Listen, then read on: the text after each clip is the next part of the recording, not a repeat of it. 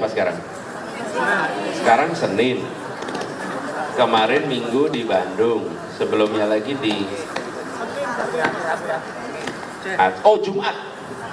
Karena ada Jumatan di situ. Iya benar Jumat. Jumat saya di Halmahera. Di Maluku Utara, Ternate. Itu di Ternate. Kami itu mengirimkan guru ke Ternate. Ke Maluku Utara. Lalu itu tahun 2010 sampai 2015. Program kami memang 5 tahun. Setiap tahun ganti guru. Kenapa dilakukannya setiap tahun ganti guru? Satu, supaya dapat kesempatan bergantian. Yang kedua, kenapa hanya 5 tahun? Supaya tempat itu tidak merasakan ketergantungan.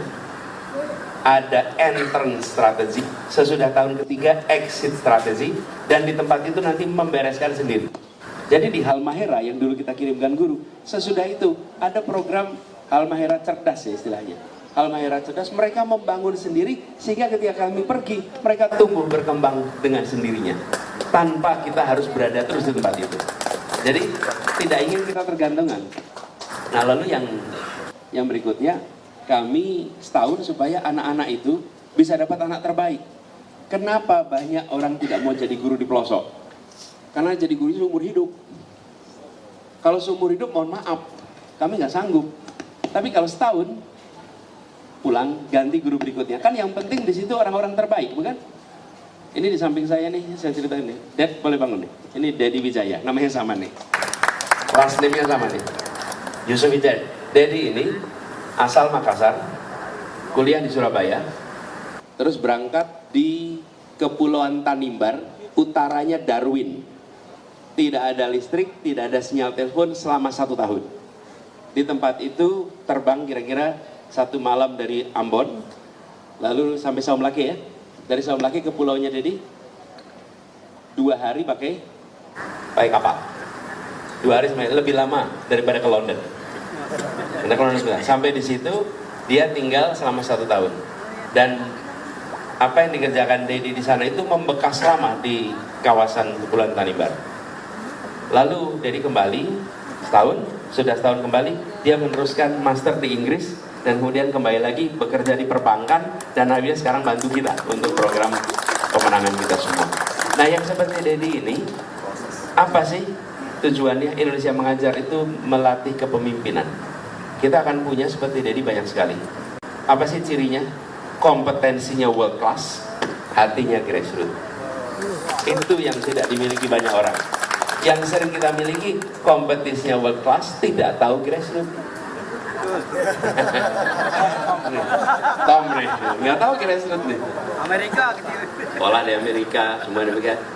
Tapi banyak juga yang kita rasakan yang mengerti grassroots tapi tidak punya kompetensi dunia. Nah kita ingin, saya membayangkan anak-anak ini nanti kemudian hari jadi pemimpin.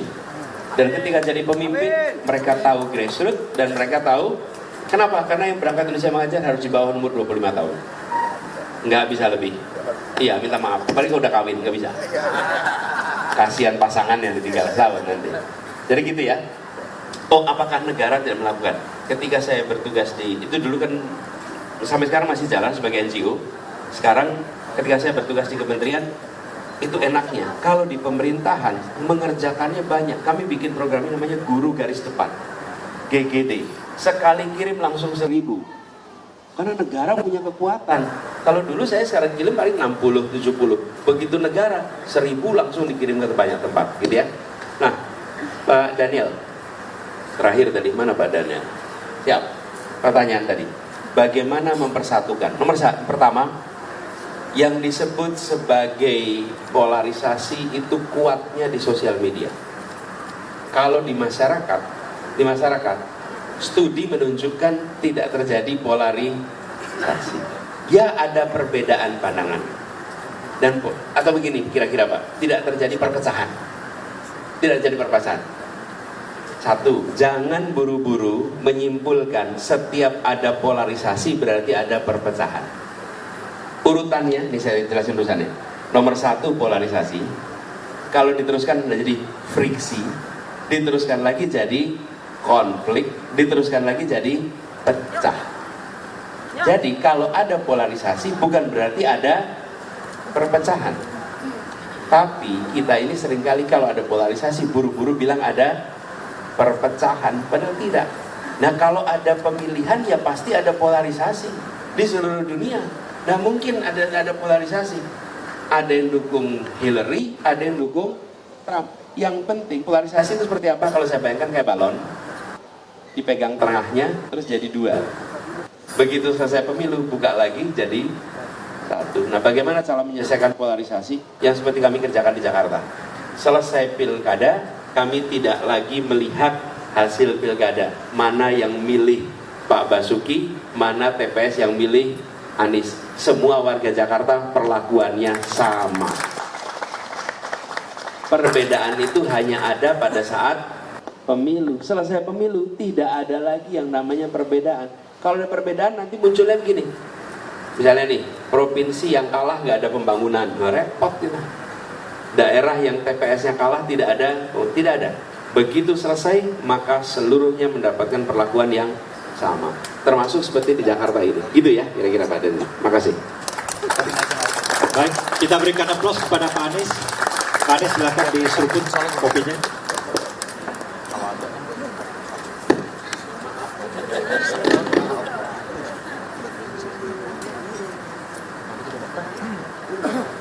Minta maaf buat yang menonton.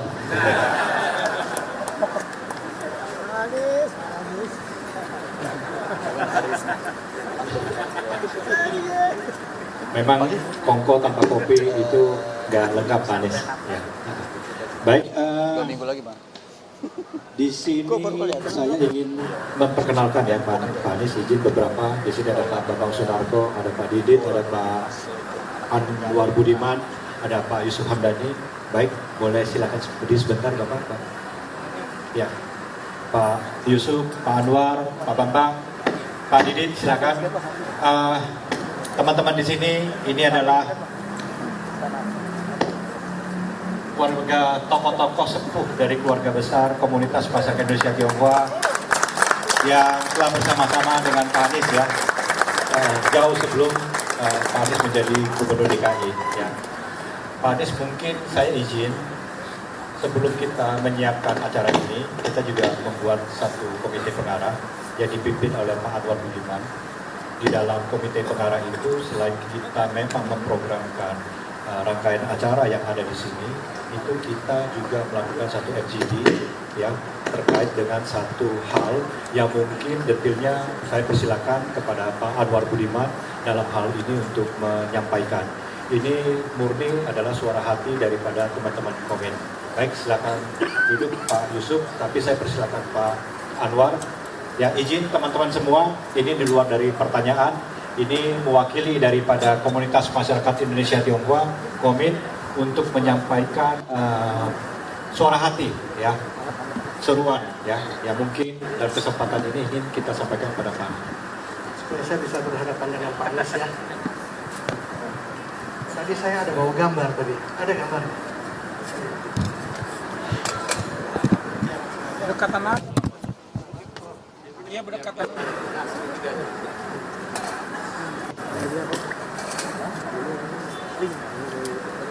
Ya Pak Anies, kami dari saya Anwar Budiman dari Komit ada sedikit titipan kepada Pak Anies. Apabila Pak Anies nanti terpilih sebagai presiden, dan saya yakin dan titipan ini tidak saya titipkan kepada yang lain, hanya kepada Pak Anies. Apabila terpilih sebagai presiden, kami dengan apa yang kami riset kecil-kecilan, kami mengusulkan Pak Bapak Kiai Haji Abdul Rahman Wahid Gus Dur agar bisa dijadikan sebagai pahlawan nasional. Selain itu tentunya agar tujuan ini bisa dijalankan oleh Pak Anies, kami selalu mendoakan semoga Pak Anies mendapatkan amanah dari seluruh rakyat Indonesia. Demikian Pak, cukup. Sekian, terima kasih. Bolis.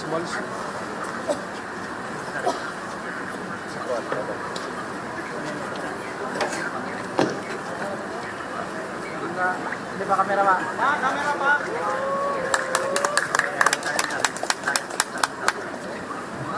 Dengan ini saya Anwar Budiman dari Komit menyampaikan usulan kepada calon presiden kita Bapak Anies Rashid Baswedan agar Bapak Gus Dur Abdurrahman Wahid dapat dijadikan sebagai pahlawan nasional. Terima kasih. Sedikit tambahan Pak. Tadi ada salam dari yang bersangkutan masih ada di sini adalah sahabat Bapak di Paramadina, Profesor Andi Mukti Pak ya. Profesor Andi Faisal Mukti dari pagi sudah ini. Ya. Ya, dapat salam dari terima kasih Pak. Terima kasih Pak.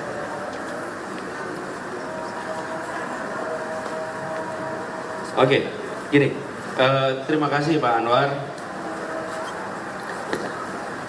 Aspirasinya kami terima dan insya Allah nanti diperjuangkan untuk bisa menjadi pahlawan nasional. Terima kasih. Dan ini tinggal melakukan prosesnya. Ada nanti seminar, ada nanti usulan, itu tinggal dijalanin aja. Dan saya rasa akan banyak institusi yang siap untuk memfasilitasi ya. Terima kasih. Siap, Pak Ulus.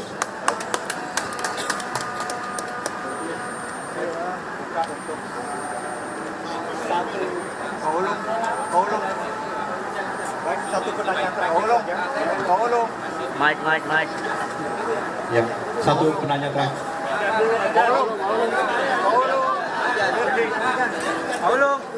Bapak Ibu semua, izin rehat sejenak. Siap.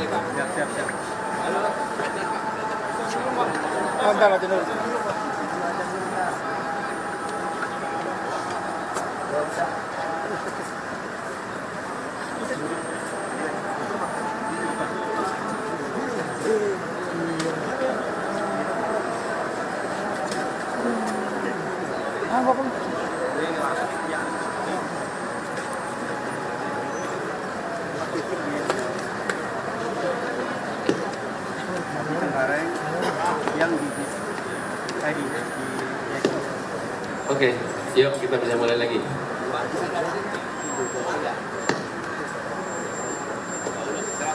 Saya serahkan moderator, kewenangannya bukan di saya. Satu pertanyaan silakan.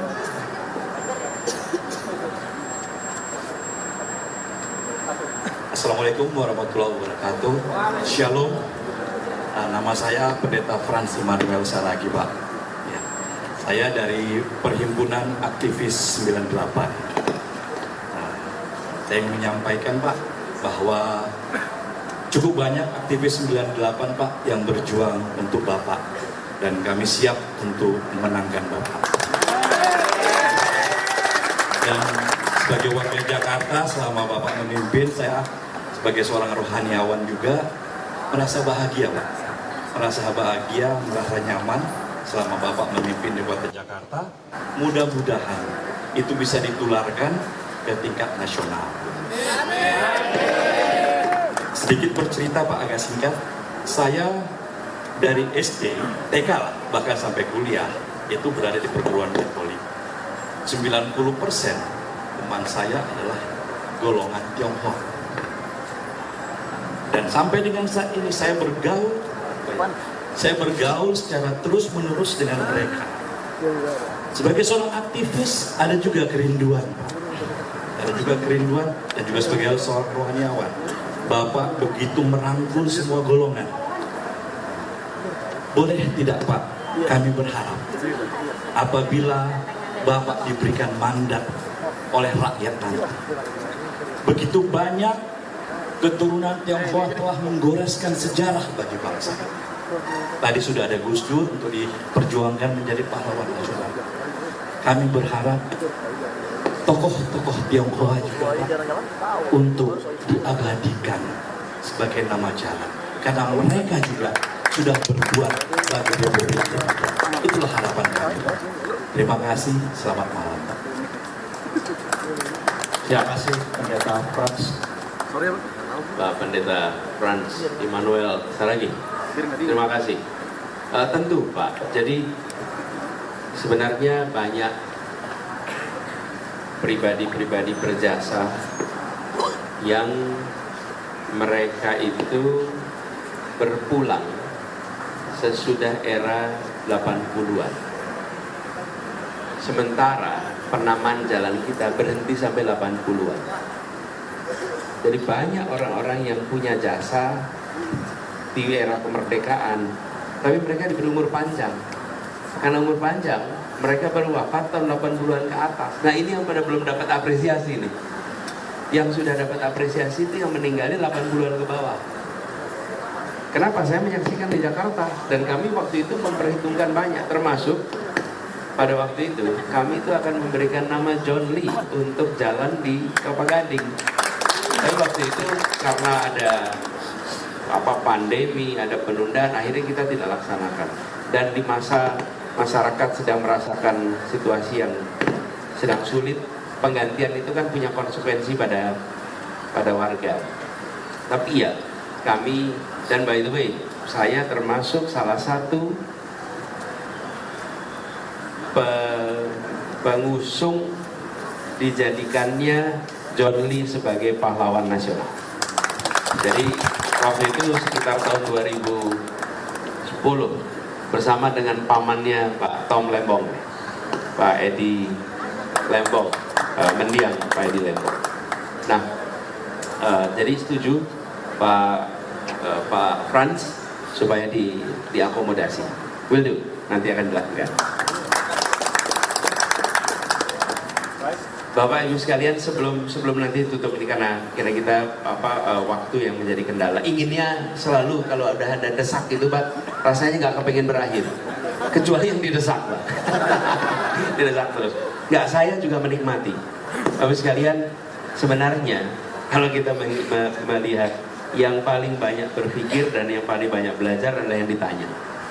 Bukan yang bertanya. Saya yang paling banyak mendapatkan masukan kalau ada acara-acara seperti ini. Nah, sebelum kita akhiri, saya ingin cerita sedikit.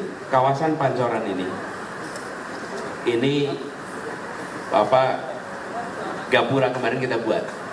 Tapi sebenarnya ke depan mudah-mudahan nanti bisa dikembangkan lebih jauh. Nah, ini ada rencana yang ingin kita laksanakan. Minta maaf, ini hanya satu sisi. Nanti kita kalau bikin 2 sisi ya. Biar dua-dua bisa lihat. Nanti saya kasih gilirannya. Jadi kita berharap nanti sekarang revitalisasi gapura itu dituntaskan. Ini Pak Bambang, revitalisasi gapura. Kemudian kita berharap nanti kita bangun pusat kuliner khas pecinan. Lalu revitalisasi kelenteng. Lalu halal hawker center. Kita siapin di situ. Lalu kita ingin rencana bangun museum peranakan, bangun public space di situ, dan melakukan konservasi bangunan bersejarah yang ada di kawasan ini. Lalu kita ingin pastikan ada kawasan-kawasan yang menjadi semacam mural street. Ini kira-kira gambarannya. Jadi Ibu sekalian, ini sebuah rencana. Nanti bila kewenangan itu diberikan, maka kami akan laksanakan rencana ini di kawasan ini. Jadi ya, ini tadi disampaikan ini dengan Pak Yusuf, Pak Anwar, Pak Bambang, dan lain-lain, Pak Didi, semuanya kita bekerja bersama cukup lama. Selama sejak kami bertugas itu kerjasama terus. Nah, kami ingin agar pola ini nanti kita teruskan di skala nasional ketika kewenangan itu diberikan. Dan harapannya yang tadi disampaikan Pak Daniel, suasana tenang, teduh, aman, damai itu terjadi. Saya ingin sampaikan sedikit ini penutup. Tenang, teduh, damai itu kerjanya di belakang layar. Tidak kelihatan. Hari ini kita menikmati lampu yang terang, yang nyaman. Di balik lampu yang terang ini ada ribuan orang bekerja di pembangkit listrik sampai jaringan listrik, sampai memastikan jaringannya berjalan dengan baik. Orang-orang itu semua tidak pernah ada dalam pikiran kita ketika lampu itu nyala. Jarang kita menyalakan AC sambil bilang terima kasih PLN, nggak pernah. Ketika lampu baik nggak ada yang bilang terima kasih PLN. Tapi kalau lampu mati, wih, nomor paling kita apal nomornya PLN. Saya merasakan seperti itu. Ketika kita membangun suasana kota yang tenang, teduh, damai, nggak kelihatan bahwa di belakang itu ada komunikasi yang dijalankan terus. Setiap ada potensi friksi dipadamkan sebelum membesar. Kan yang namanya konflik ramai itu ketika udah jadi gede. Ketika masih bibit, ditangani, diselesaikan sebelum jadi besar. Sehingga kota itu tenang. Jangankan kota, suami istri aja ada konflik. Di kota ini banyak sekali potensi konflik yang diselesaikan sebelum jadi konflik. Nah itu yang kami kerjakan. Tapi kalau mau secara politik heroik, ya, nih Bapak Ibu lihat pemadam kebakaran. Kalau pemadam kebakaran pengen kelihatan heroik, apa yang harus dilakukan? Tunggu jadi api. Jadi api lalu datang memadamkan, wah inilah pahlawan. Tapi kalau pemadam kebakaran menginspeksi rumah-rumah jangan sampai jadi api, nggak ada yang menyebut itu sebagai hero. Betul tidak? Sebagai masyarakat kita mau pilih yang mana? Jadi api dulu baru dipadamkan atau mencegah ada api? Mencegah ada api. Nah mencegah ada api itu tidak memberikan kesan bahwa ada pengamanan. Padahal disitulah letak kuncinya. Kami memilih rute yang kedua, mencegah terjadinya api, mencegah suasana konflik, dan kami bersyukur berkat kerja bersama semuanya nih yang hadir di sini, tokoh-tokohnya termasuk FKUB Jakarta tenang, teduh, aman, damai selama 5 tahun.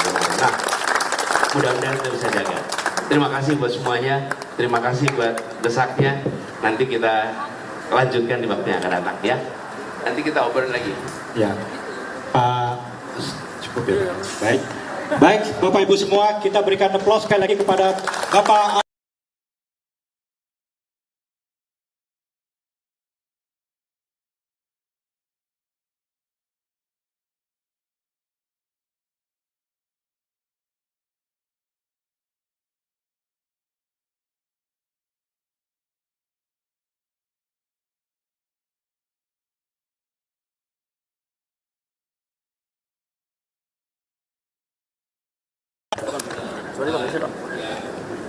Saya bilang saya mau nunggu Pak Anies.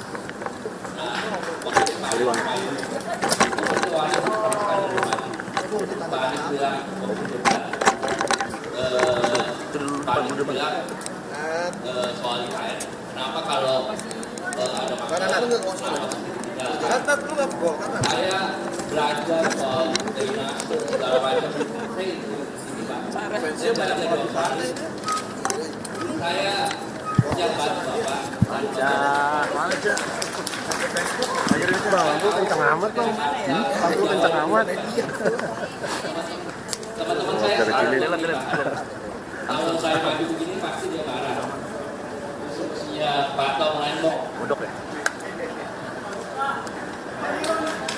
Dan kalau Bapak benar-benar, saya akan bantu Bapak ya buat supaya Terima kasih. Jawa Bebas dari ini.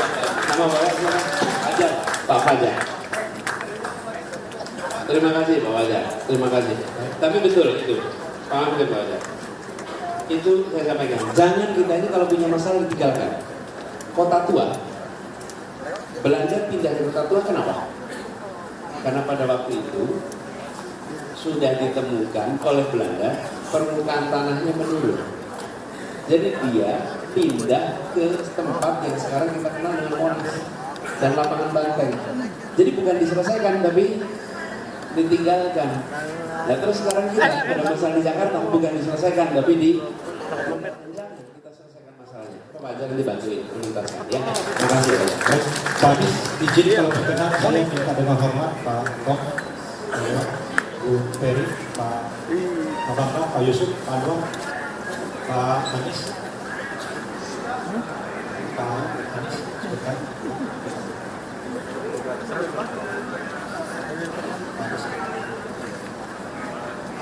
Karena ini dalam rangka menyambut perayaan Imlek 2575 Kongsilu, mungkin dalam kesempatan ini Bapak Ibu yang tadi saya sebutkan namanya untuk bisa mendampingi Pak Anies, mungkin Pak Anies bisa mendampingi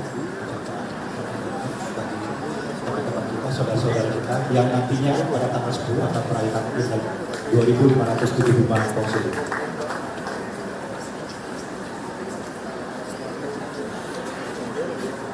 Baik, nunduk. Duduk.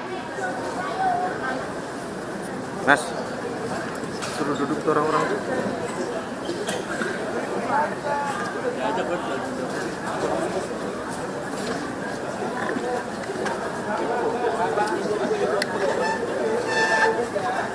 Ya, oke. Oh, jauhin aja ntar ya. Recording aman ya.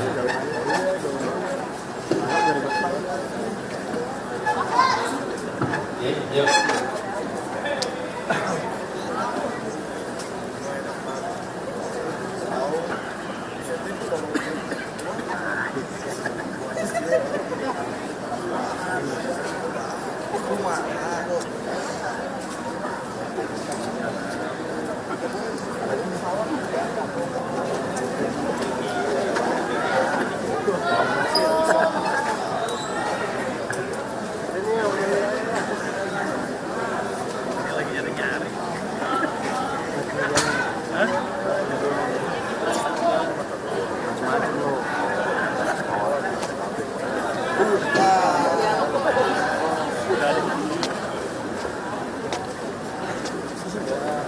Udah ya, oke.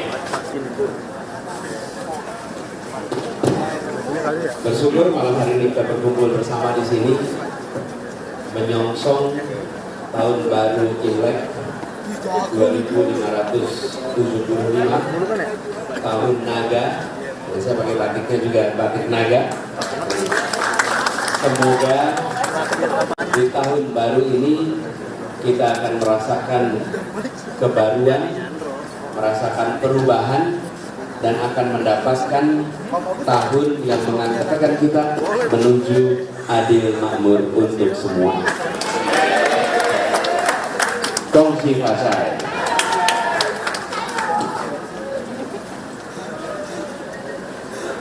Oke, sip. Sekarang foto ya.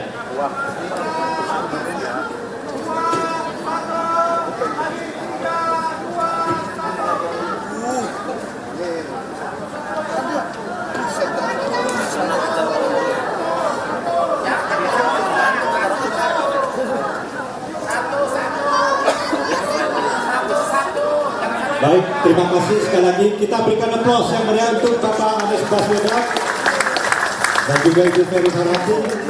Kami dengan senang hati, sekali lagi Pak Anies, Pak Bu Ferry, atas kehadiran Bapak Ibu malam hari ini bersama kami di Chinatown Point di Foodland.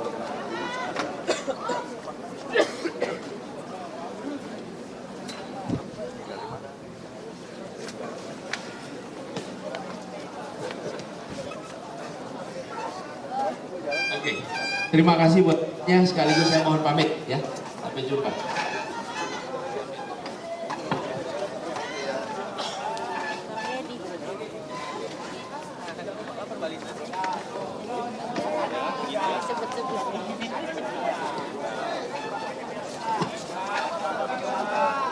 Anies siapa? Anies siapa? Anies siapa?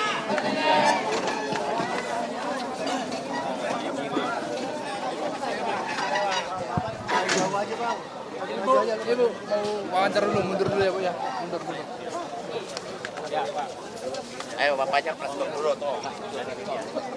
Pak nanti Pak, kita media dulu Pak ya, media dulu ya. Pak Anies, di sesi dialog tadi, Pak Anies telah menyampaikan sesuatu yang sangat penting mengenai polarisasi. Di setiap pemilu itu pasti ada polarisasi, tapi banyak yang menganggap bahwa polarisasi itu akan mengakibatkan perpecahan. Jadi bisa Pak Anies melanjutkan sedikit tentang perkara itu Pak. Terima kasih. Ya, pertama saya ingin menyampaikan terima kasih. Ini, nah, Pak Bambang, boleh nggak kasih ruang dulu sebentar untuk Pak Bambang?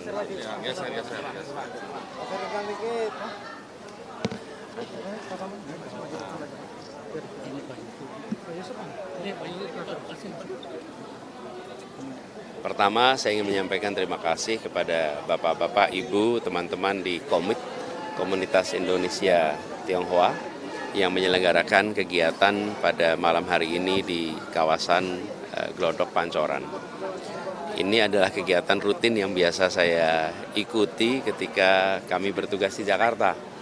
Nah, apa itu menyongsong Imlek? Nanti pada tanggal 10 Februari.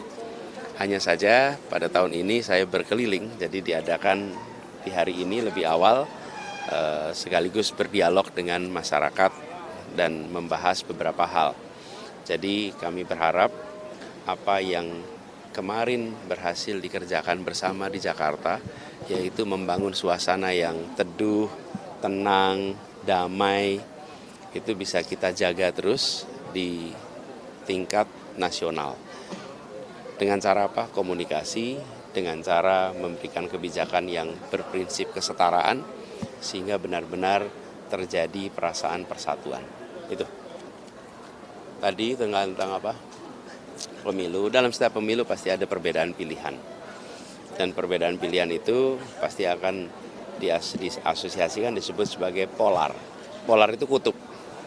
Nah, penting bagi semuanya untuk memastikan, dan ini yang saya sampaikan sebagai komitmen sebagaimana kita kerjakan di Jakarta. Selesai pemilu, maka semua adalah warga negara Indonesia yang memiliki hak yang sama untuk mendapatkan pelayanan dari negara, untuk mendapatkan kesempatan dari negara. Karena itu, selesai pemilu, selesai pilpres, yang terpilih merangkul semua, bekerja bersama dengan semua. Dan itu prinsip yang kami pegang selama ini, dan itu juga yang dilaksanakan di Jakarta. Oke, cukup? Pak Anies, sedikit Pak, ini ada isu terkait dengan kemanusiaan Pak. Ini ada dari masyarakat Kampung Bay yang masih meminta pertanggungjawaban dari gubernur Pak. Nah, melihat dari isu masyarakat ini Pak, mungkin dari Pak Anies tanggapannya bagaimana? Saya sudah berapa kali menyampaikan bahwa fasilitas itu dibangun untuk warga Kampung Bayam. Bahkan rancangannya pun disiapkan untuk mereka bisa bercocok tanam. Karena sebagian dari mereka memang bekerja sebagai petani. Di situ dilakukan desain untuk urban farming. Jadi memang itu untuk mereka. Nah, seharusnya itu langsung saja dituntaskan. Karena tinggal masalah administrasi saja. Dan secara ketentuannya sudah pernah dipakai di mana? Di Kampung Akuarium, di Kampung Susun, Bukit Duri. Jadi ketentuan ada, tinggal dilaksanakan. Nah, ini benar seperti Anda bilang, ini soal kemanusiaan. Jangan sampai kita ini pada yang kecil kita tidak bertindak adil.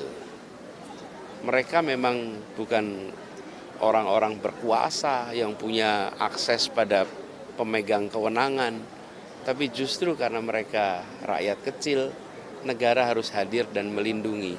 Prinsip itu juga yang kami pegang selama ini. Tadi sore saya barusan bertemu dengan jaringan rakyat miskin kota, yang selama 5 tahun kemarin mereka dapat perlindungan, bisa dilakukan peremajaan kampungnya, dapat kesempatan untuk bekerja, dan kebahagiaan dari masyarakat yang secara sosial ekonomi masih rendah itu membuat mereka punya optimisme bahwa negeri ini melindungi semua, bukan hanya melindungi sebagian. Ya. Sekarang saya ingin mengundang dari tokoh sini Pak Anwar, Pak Yusuf, atau Pak Bambang untuk menyampaikan. Pak Yusuf. Silakan. Pak Anwar. Pak Anwar, silakan Pak Anwar.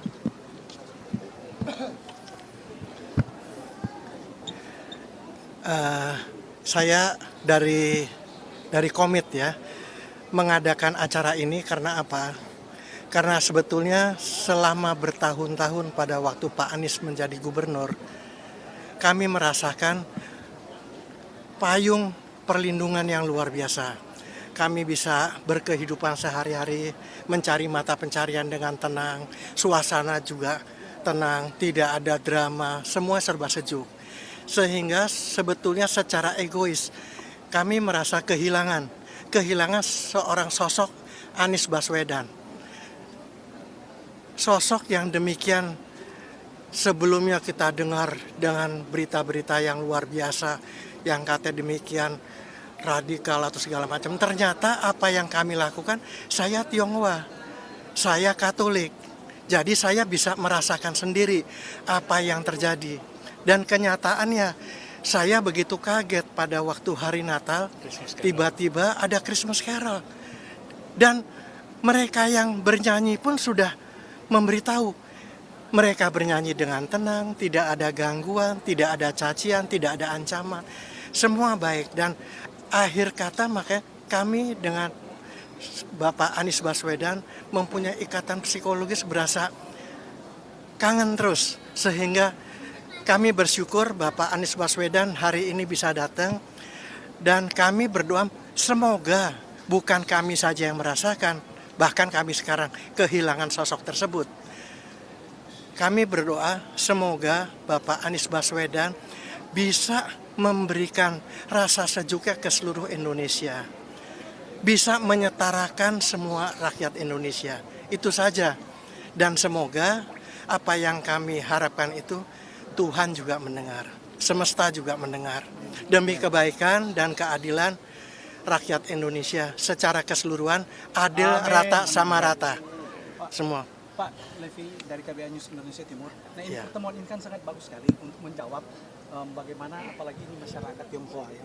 Nah, perlu diketahui Indonesia Timur itu khususnya Sulawesi Utara masyarakat Tionghoanya itu masih menstigma itu. Tapi dengan ini kira-kira ada himbauan nggak untuk bagaimana kebaikan Pak Anies yang sudah dilakukan ini perlu masyarakat Tionghoa di luar Jakarta mengetahuinya. Seperti apa Pak biar ada himbauannya? Kami sendiri sebagai orang beragama menyiarkan apa yang kami rasakan di Jakarta supaya teman-teman kami semua tahu. Dan kalau teman-teman kami tahu, yang kami harapkan tinggal teman-teman kami dapat merasakan sendiri. Jangan hanya mendengar, merasakan sendiri. Dengan cara kita usahakan supaya Pak Anies bisa terpilih menjadi Presiden Republik Indonesia. Amin. Ya, hanya itu saja. Karena kalau kami cerita, mungkin dia pikir hanya cerita, hanya promosi. Tapi tolong, Tuhan mendengarkan, semoga apa yang kita harapkan semua dapat tercapai. Ya, supaya teman-teman merasakan semua. Anies izin sebelum makan malam, usulan soal Gus Dur tadi Pak. Oh ya, kami menerima usulannya dan insya Allah nanti kita perjuangkan untuk bisa menjadi pahlawan nasional. Ya. Oke, sip, yuk kita jalan ya. Makasih. Terima kasih banyak. Terima kasih banyak.